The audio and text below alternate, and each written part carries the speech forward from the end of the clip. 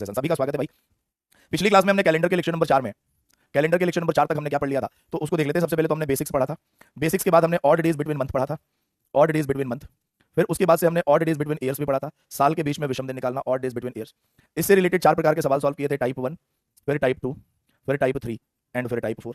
इस 4 टाइप के क्वेश्चंस को करने के बाद हमने डे फाइंड आउट किया था, और डे फाइंड आउट के भी 2 तरीके थे। एक आपका प्यारे बच्चों ऑड डेज निकालने वाला तरीका, और दूसरा आपको कोड वाला तरीका मैंने बताया था। यहां तक किसी को कोई समस्या हो तो बताइए भाई। सालू, प्रीति, अमृता, सुमन, ऋतु, तनु, ITI, यहां तक किसी को कोई दिक्कत हो तो फटाफट बता दो भाई, जल्दी जल्दी कि हाँ दिक्कत है भाई। प्रियांशी, सभी का स्वागत है, सभी को नमस्कार, सभी को गुड आफ्टरनून। ठीक है, चलो अगर यहां तक कोई दिक्कत नहीं है तो अब हम आते हैं कैलेंडर के लेक्चर नंबर 5 की बात करेंगे। और इस कैलेंडर के लेक्चर नंबर 5 में हम क्या क्या पढ़ने वाले हैं। सबसे पहले हम बात करेंगे रिपीटेशन ऑफ कैलेंडर की। रिपीटेशन ऑफ कैलेंडर, कैलेंडर का रिपीट होना। ठीक है, इसमें भी 2 पार्ट है, एक मंथ का रिपीट होना और दूसरा ईयर्स का रिपीट होना। उसके बाद से हम पढ़ेंगे centuries first and last day, शताब्दी के पहले एवं आखिरी दिन कौन कौन से होते हैं। उसके बाद से प्यारे बच्चों हम एज कैलकुलेशन के बारे में पढ़ेंगे, उम्र की गणना करेंगे, और सबसे लास्ट में फिर हम कुछ मिसलेनियस क्वेश्चंस सॉल्व करेंगे। ठीक है भाई, मिसलेनियस कुछ क्वेश्चन सॉल्व करने वाले हैं। तो उम्मीद करता हूं सारे लोग तैयार होंगे भाई आज के इस सेशन के लिए। तैयार हैं क्या?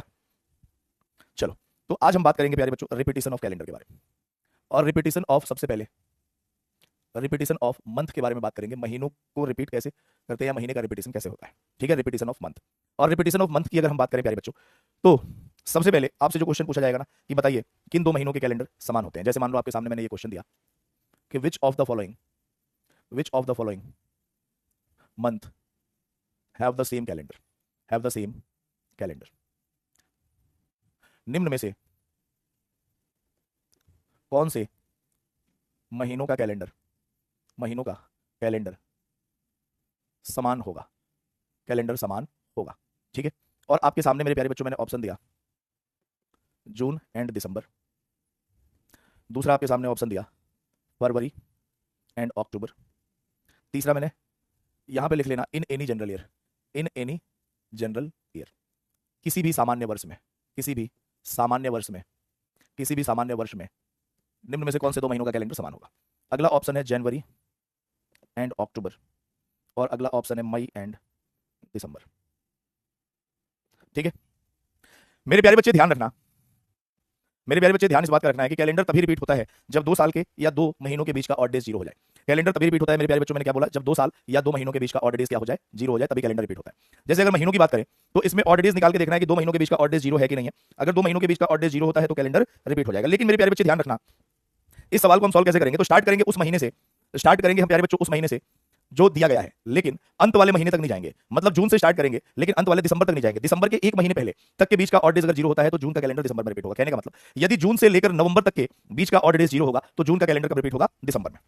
ठीक है, जून से लेकर अगर नवंबर तक के बीच का ऑड डेज अगर 0 होगा तो जून का कैलेंडर कब रिपीट होगा, दिसंबर में। तो ऑड डेज निकालो, जून में 30 दिन होते हैं, 7 से भाग दिया 6 2, जुलाई में 3, अगस्त में 3, सितंबर में 2, अक्टूबर में 3, नवंबर में 2।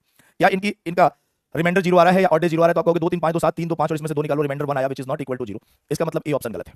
आ गया सर, फरवरी से स्टार्ट करेंगे लेकिन अक्टूबर तक नहीं जाएंगे, अक्टूबर से 1 महीने पहले तक। तो फरवरी से लेकर अगर सितंबर के बीच का ऑड डेज 0 होता है तो फरवरी का कैलेंडर अक्टूबर में रिपीट हो। अब फरवरी में यहां ऑड डेज 0 बने, मार्च में 3, अप्रैल में 2, मई में 3, जून में 2, जुलाई में 3, अगस्त में 3, सितंबर में 2। 7 का मल्टीपल उड़ाओ, 3 2 5 2 7 गया, 3 3 6 और 1 7 गया। अब की बार ऑड डेज 4 आ गया which is not equal to 0, तो ये भी गलत है। जनवरी और अक्टूबर का कैलेंडर तो सर जनवरी में 3, फरवरी में 0, क्यों? क्योंकि मैंने ऊपर लिख रखा है कि किसी भी सामान्य वर्ष में। मार्च में कितने, 3, अप्रैल में 2, मई में 3, जून में 2, जुलाई में 3, अगस्त में 3, सितंबर में 2। अब देखो 3 3 6 3 9 3 12 2 14 और 2 3 5 2 7, सारा कट गया, रिमाइंडर 0 आया। इसका मतलब जनवरी और अक्टूबर का कैलेंडर क्या होगा, सेम होगा। आगे देखो मई से दिसंबर, तो मई में 3, जून में 2, जुलाई में 3, अगस्त में 3, सितंबर में 2, अक्टूबर में 3, नवंबर में 2। 7 का मल्टीपल उड़ाओ, 3 3 6 3 9 3 12 2 14, बचा कितना, 2 और 2 4 which is not equal to 0। तो ये डी ऑप्शन भी गलत है। तो जनवरी और अक्टूबर का किसी भी सामान्य वर्ष में जनवरी और अक्टूबर का कैलेंडर सेम होता है। कि कोई भी जनरल ईयर अगर आप देखोगे उसमें जनवरी का जो 1 से लेकर 31 तारीख तक होंगे वही क्या होगा भाई, दिसंबर में 1 से लेकर अक्टूबर में 1 से लेकर 31 तारीख तक होगा। सर फरवरी का 1 कब लेंगे, जब लीप ईयर होगा, जब ऊपर लिखा होगा कि लीप ईयर है। ठीक है, जैसे मान लो अगला प्रश्न आपके सामने दिया मैंने, अगला क्वेश्चन आपके सामने दिया कि in any leap year which of the following months have the same calendar. ठीक है भाई, किसी भी लीप वर्ष में किन 2 महीनों का कैलेंडर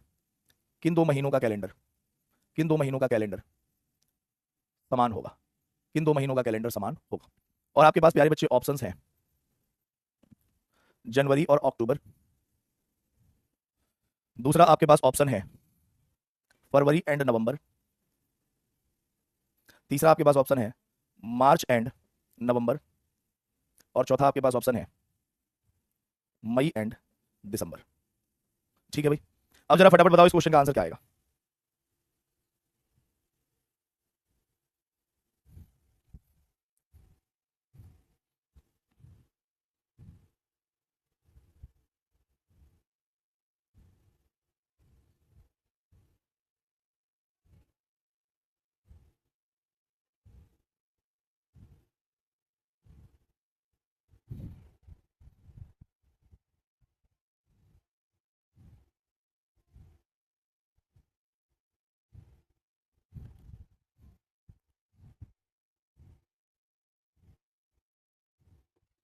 बोलो भाई।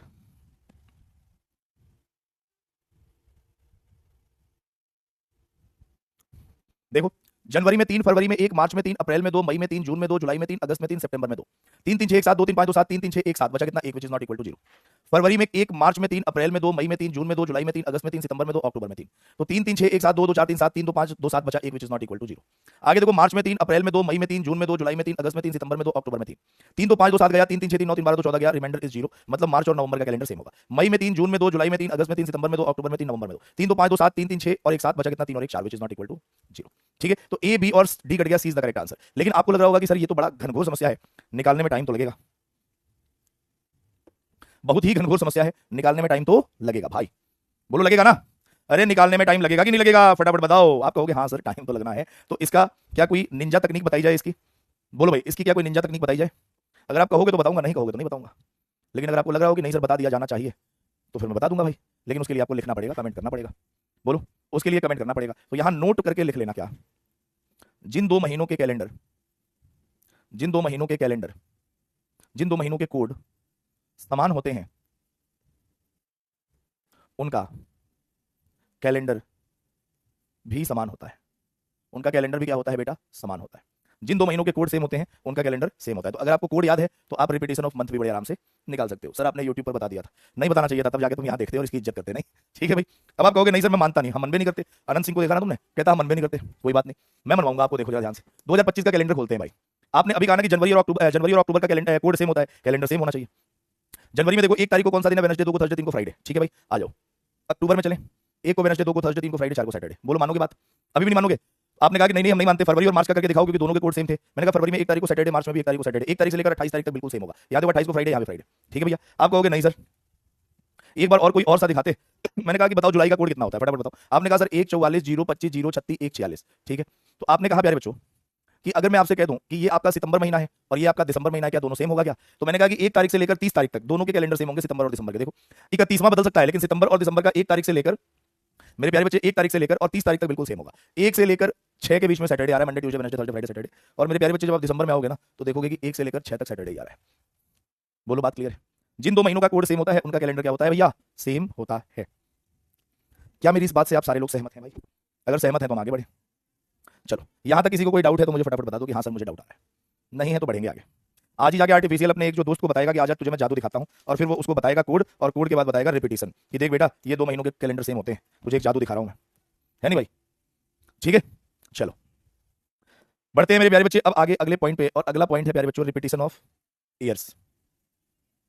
रिपीटेशन ऑफ ईयर्स, साल का रिपीट होना। ठीक है, साल का रिपीट होना वो कैसे निकालें। मैंने आपसे कहा मेरे प्यारे बच्चे कि आपके सामने 2 प्रश्न है। एक 1911 का कैलेंडर कब रिपीट होगा, विद ऑप्शन है भाई ये सवाल। और मैंने आपसे बोला 1922 में, फिर बोला 1917 में, फिर बोला 1920 में, फिर बोला 1919। ठीक है, दूसरा प्रश्न मैंने आपके सामने दिया मेरे प्यारे बच्चे कि 1913 का कैलेंडर कब रिपीट होगा। अगला ऑप्शन है 1919, बी ऑप्शन है 1920, सी ऑप्शन है 1924 और डी ऑप्शन है 1921। ठीक है, अब जब भी हम 2 महीनों के बीच का, जब भी जब भी 2 साल के बीच का, मैंने आपसे कहा ना कि कैलेंडर रिपीट तभी होगा जब 2 महीने या 2 साल के बीच का ऑड डेज 0 हो जाए। बोलो तभी कैलेंडर रिपीट होगा ना, बोलो यस और नो।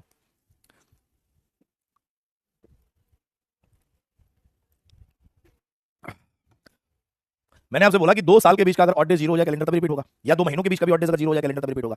लेकिन मेरे प्यारे बच्चों, अगर मैं आपसे कहूं कि क्या जनरल ईयर का कैलेंडर सर कभी लीप ईयर में रिपीट हो सकता है क्या, क्या कभी जनरल ईयर का कैलेंडर लीप ईयर में रिपीट हो सकता है, या लीप ईयर का कैलेंडर जनरल ईयर में रिपीट हो सकता है। तब आप कहोगे नहीं, क्यों। इसलिए क्योंकि मेरे प्यारे बच्चों जनरल ईयर में 365 दिन होते हैं और लीप ईयर में 366 दिन होते हैं, तो रिपीटेशन एज इट इज संभव तो नहीं हो पाएगी। फिर हम क्या करें। तो भाई अगर आपसे पूछा गया है जनरल ईयर का रिपीटेशन, तो आप ऑप्शन क्यों नहीं देखते कि लीप ईयर उड़ा पा रहे हैं कि नहीं। तो आपने कहा सर 1920 तो किसी भी कीमत पे आंसर नहीं होगा। चाहे कोई मुझे चॉकलेट देके बहला फुसला के ये बोले भी ना कि तुम कह दो कि 1920 में रिपीट हो जाएगा, तब भी मैं नहीं कहूंगा, मैं उसके चॉकलेट को ठुकरा दूंगा। ठीक है, तब कैसे निकालोगे? मैंने कहा कि 2 साल के बीच का ऑड डेज अगर जीरो हो जाए कैलेंडर रिपीट होता है, एक एक करके निकाल। लास्ट ऑप्शन देखते हैं, 11 से 19 8 साल का अंतर है, 2 साल के बीच का ऑड डेज निकालना तो आपको पता ही है ना। 2 साल के बीच का अंतर 8 साल और लीप ईयर 12 और 16 बनेंगे, तो 10 को अगर हम 7 से भाग देंगे शेषफल 3 आएगा। क्या ये शेषफल 0 के बराबर आया? नहीं, गलत है। 11 से 17 पे आ जाओ, कितने साल का अंतर है? 6 लीप ईयर कितने बनेंगे? 12 16, 6 और 2 8, 8 को 7 से भाग देंगे शेषफल 1 आएगा, which is not equal to 0, ये भी गलत है। तो 1922 सही आंसर है। 11 से 22 कितने साल का अंतर है? 11 साल और लीप ईयर कितने बनेंगे? 12 16 20 24, सॉरी 12 16 और 20, तीन ही लीप ईयर बनेंगे। 14 को यदि हमने 7 से भाग दिया शेषफल 0 आया। सर 11 का कैलेंडर कब रिपीट होगा? 22 में। $1 मिलियन दे, मैं कह दूंगा बेटा, शकल भी उस टाइप की होनी चाहिए ना कि $1 मिलियन ले पाए, और घर भी उस टाइप का होना चाहिए कि घर के किस कोने में रखें, है कि नहीं। अगला देखो सर, 13 का कैलेंडर कब रिपीट होगा? तो आपने कहा सर 20 और 24 तो गलत है, क्योंकि जनरल ईयर का कैलेंडर लीप ईयर में रिपीट हो नहीं सकता। अभी वाव मत करो, इसके बाद वाव करवाऊंगा। तो आपने कहा कि 2 साल के बीच का ऑड डेज 8 साल का अंतर है, लीप ईयर कितने बनेंगे? 16 20, 8 और 2 10, 10 को 7 से भाग दिया शेषफल 3, which is not equal to 0, गलत। तो बचा यही आंसर है। 11 13 से 19 6 साल का अंतर और लीप ईयर सिर्फ 1916 बनेगा, 7 को 7 से भाग देंगे शेषफल 0। तो मैंने आपसे कहा कि कैलेंडर तभी रिपीट होते हैं मेरे प्यारे बच्चे, जब 2 साल के बीच का या 2 महीनों के बीच का ऑड डेज क्या हो जाए? 0 हो जाए। शिवम कह रहा सर आपके अकाउंट में रखेंगे। बेटा तुम क्या सोच रहे हो कि मैं अनसेफ हूं? सबसे सेफ हूं मैं। सैकड़ों इनकम टैक्स इंस्पेक्टर मेरे पढ़ाए हुए हैं। अब वो अलग बात है कि नौकरी मिलने के बाद जो है ना, वो मेरी अकाउंट पे चूना लगा दें, वरना कायदे से उनको करना नहीं चाहिए। सेफेस्ट अकाउंट है इस भारत का, क्योंकि देखेंगे तो वही जिनको मैंने पढ़ाया है। लेकिन आपने कहा कि सर ये तरीका भी मुझे थोड़ा सा अजीब सा लग रहा है, मजा नहीं आ रहा है। सर आप पाब्लो एस्कोबार को जानते हो? बेटा मैं पाब्लो यादव को जानता हूं, जिसको तमाचा मारा था उसने, देखा तुमने वो फिल्म? ठीक है चलो, मैंने आपसे बोला 2 सवाल दिए थे सर, एक 1911 का कैलेंडर कब रिपीट होगा और एक 1913 का कैलेंडर कब रिपीट होगा। ठीक है, अब जरा देखो प्यारे बच्चों, 1911 जब भी कोई भी साल का रिपीटेशन आपको दिया जाए ना, और वो सामान्य वर्ष हो, किसी भी साल का रिपीटेशन दिया जाए और यदि वो सामान्य वर्ष हो, जैसे ये जनरल ईयर है और ये भी जनरल ईयर, देखना ही नहीं है, बिल्कुल नहीं देखना है। जो भी वर्ष आपको दिया जाए उसको ना देखो, उसके जस्ट पहले वाले साल को देखो। यहां 1910 है और यहां 1912 है, ये भी जनरल ईयर है लेकिन ये लीप ईयर है। जनरल ईयर के पहले अगर जनरल ईयर आता है, कोई भी वर्ष जिसका रिपीटेशन पूछा गया वो सामान्य वर्ष हो, और सामान्य वर्ष के पहले वाला वर्ष भी सामान्य वर्ष आता है, तो हमेशा कैलेंडर 11 साल बाद रिपीट होता है। अब बोलो आओ, हमेशा कैलेंडर रिपीट होता है 11 साल बाद। अगर कोई सामान्य वर्ष है उसके पहले लीप वर्ष आ जाए तो हमेशा कैलेंडर रिपीट होता है 6 साल बाद। ठीक है, और एक कंफ्यूजन दिमाग में उठ गई तुरंत कि सर अगर दिया गया वर्ष लीप वर्ष हो, तो जैसे 2024 का कैलेंडर कब रिपीट होगा? तो ध्यान रखिएगा मेरे प्यारे बच्चे, दुनिया का कोई भी कैलेंडर 28 साल बाद रिपीट हो जाता है, चाहे वो जनरल ईयर हो चाहे वो लीप ईयर। ठीक है, तो 28 साल जोड़ दो, कितना आएगा? 2052। क्या आएगा? 2052। ठीक है भाई, इसी बात पे सर कुछ सवाल करा देते, ये हम टनाटन बता देते इस प्रश्न के उत्तर क्या आएंगे। पहला प्रश्न आपके सामने है मेरे प्यारे बच्चे, समय आपका शुरू है, फटाफट बताइए इस क्वेश्चन का आंसर क्या आएगा।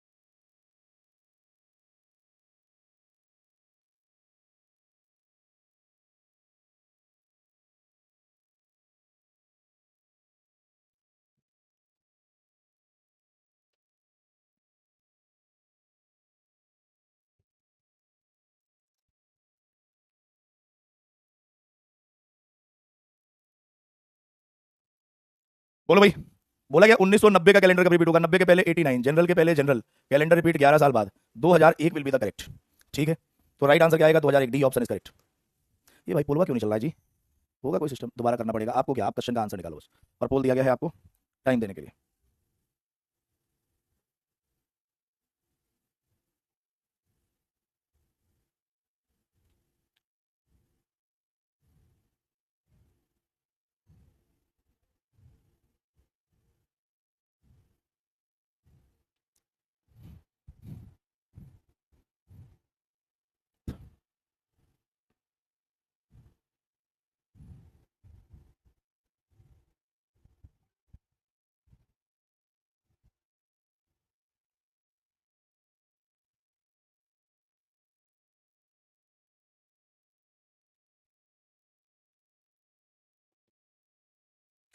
बोलो भाई, 2019 के पहले क्या है? 2018 है, तो जनरल ईयर के पहले जनरल ईयर कैलेंडर रिपीट 11 साल बाद, तो कितना आएगा? 2030। Right answer is 2030, option number D will be the correct. Ritesh, Sohail, Yashasvi, Pinky, Indrajit, Prem, Arijit, Krishna, Lakshita और मधुरम का आंसर बिल्कुल सही है।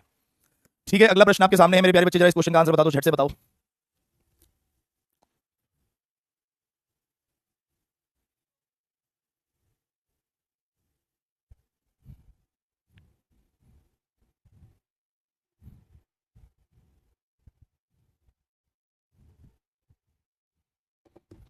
बोलो भाई, 2005 के पहले क्या है भाई? 2004, जनरल ईयर के पहले लीप ईयर कैलेंडर रिपीट कितने साल बाद? 6 साल बाद। तो 2011 will be the correct answer. Right answer is B option. ठीक है भाई। अभिषेक, कृष्णा, लक्षिता, सोहेल, रितेश, सचिन, अल्ताफ, आशीष, चंद्रा और यशस्वी का आंसर बिल्कुल सही है। Next one. अभी इसमें भी एक ट्विस्ट आएगा, शानदार सा ट्विस्ट लेके आऊंगा मैं इस सवाल में भी, लेकिन पहले आप इसकी प्रैक्टिस तो कर लो, फिर मैं शानदार सा ट्विस्ट लेके आता हूं।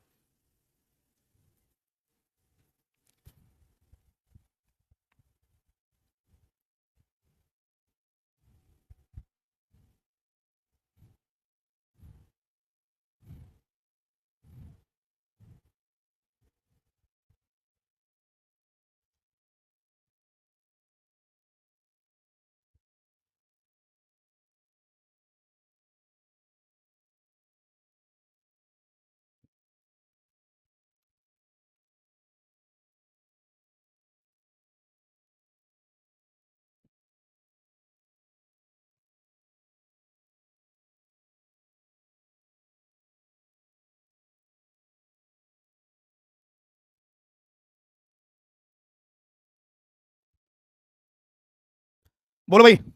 2017 के पहले 2016, तो जनरल के पहले लीप ईयर कैलेंडर रिपीट 6 साल बाद। अब आप ट्विस्ट समझने के लिए तैयार हैं तो बताइए, तब मैं आपसे बोलूंगा कि मेरे प्यारे बच्चे आप मुझे बताइए। एक क्वेश्चन है, the calendar of the year, the calendar of the year 1872, the calendar of the year 1872 will be equal to which of the following years? Will be equal to which of the following years? ठीक है। वर्ष 1872 का calendar निम्न में से आने वाले कौन से वर्ष में, कौन से वर्ष में, कौन से वर्ष के समान होगा? कौन से वर्ष के समान होगा? ठीक है, जरा देखना। ऑप्शन दे रहा हूं मेरे प्यारे बच्चे मैं आपको। 1900, 1904, 1912 और 1915। बताओ भाई, जल्दी जल्दी बताओ।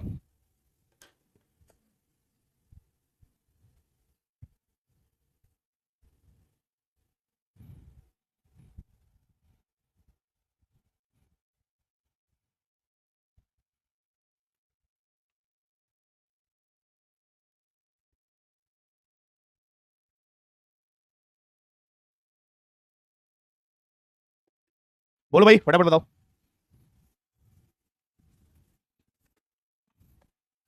जल्दी जल्दी बताओ।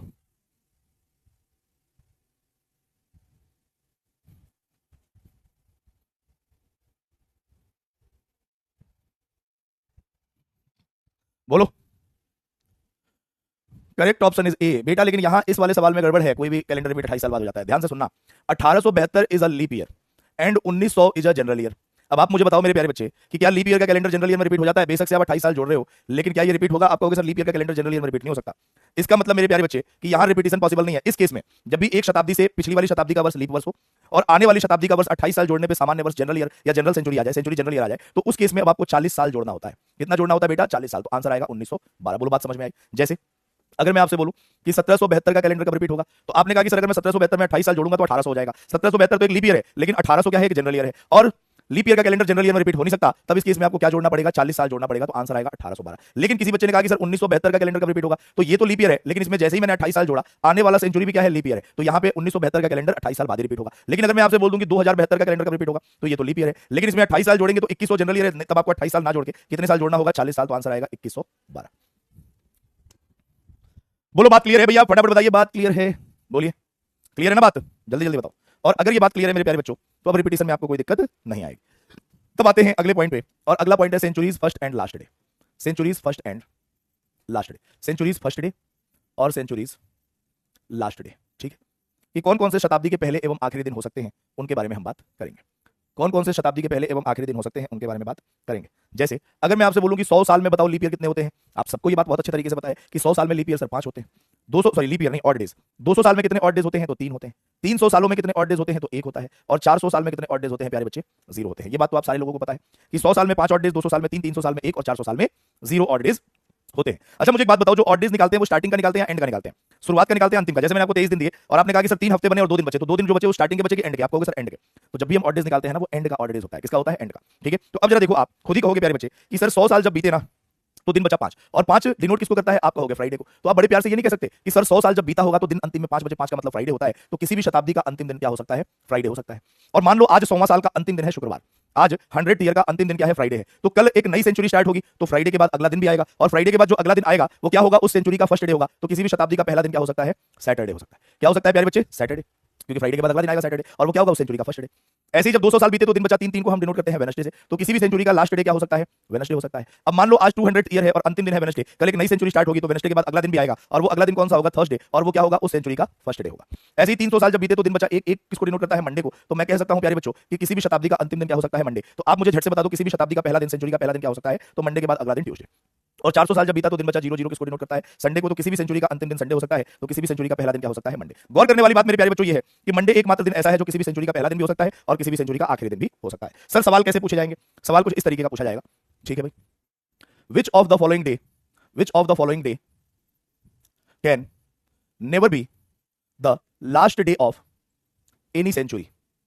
Last day of any century. निम्न में से कौन सा दिन किसी भी शताब्दी का अंतिम दिन नहीं हो सकता? अंतिम दिन नहीं हो सकता। ठीक है, ऑप्शन है प्यारे बच्चे आपके सामने, ऑप्शन है आपके सामने Friday, Wednesday, Sunday and Tuesday. कौन सा दिन किसी भी शताब्दी का अंतिम दिन नहीं हो सकता? फटाफट बताइए, कौन सा दिन किसी भी शताब्दी का अंतिम दिन नहीं हो सकता? जल्दी जल्दी बताइए, बोलो भाई।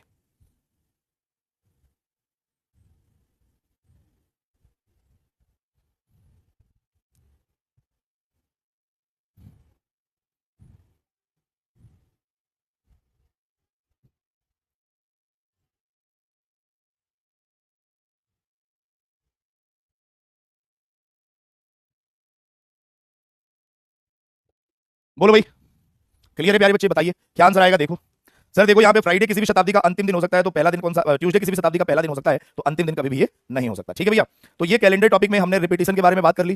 कल की क्लास में ये